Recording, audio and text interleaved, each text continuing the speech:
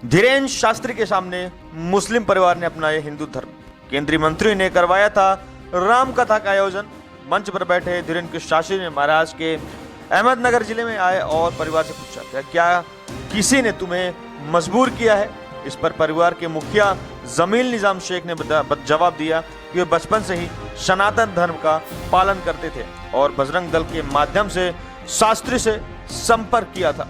इसके बाद ये थोड़ा सा मामला गर्म होता हुआ नजर आया। महाराष्ट्र के छत्रपति संभाजी नगर कथावाचक धीरेन्द्र कृष्ण शास्त्री के एक कार्यक्रम में एक मुस्लिम परिवार ने हिंदू धर्म अपना लिया। शहर के अयोध्या नगरी मैदान में 3 दिवसीय कार्यक्रम का आयोजन किया गया था। संभाजी नगर में राम कथा और भगवान राम के जीवन पर प्रवचन का आयोजन केंद्रीय वित्त मंत्री डॉक्टर भागवत कराड़ ने कराया था।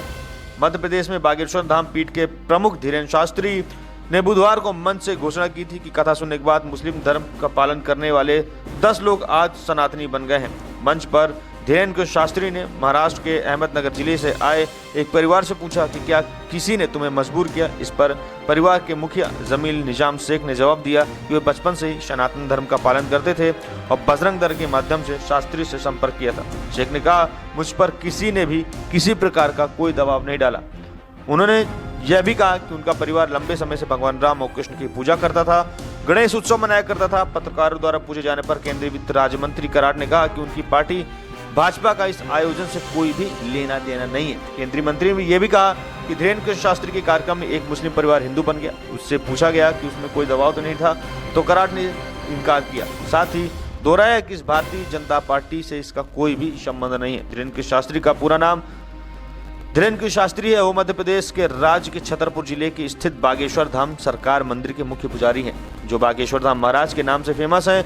वह सभाओं में धार्मिक कथाएं सुनाते हैं। धीरेन्द्र का जन्म 4 जुलाई 1996 को छतरपुर जिले में ही गाढ़ा में हुआ था और वह सामान्य गरीब परिवार से आते थे और उनकी प्रारंभिक शिक्षा सरकारी स्कूल से हुई।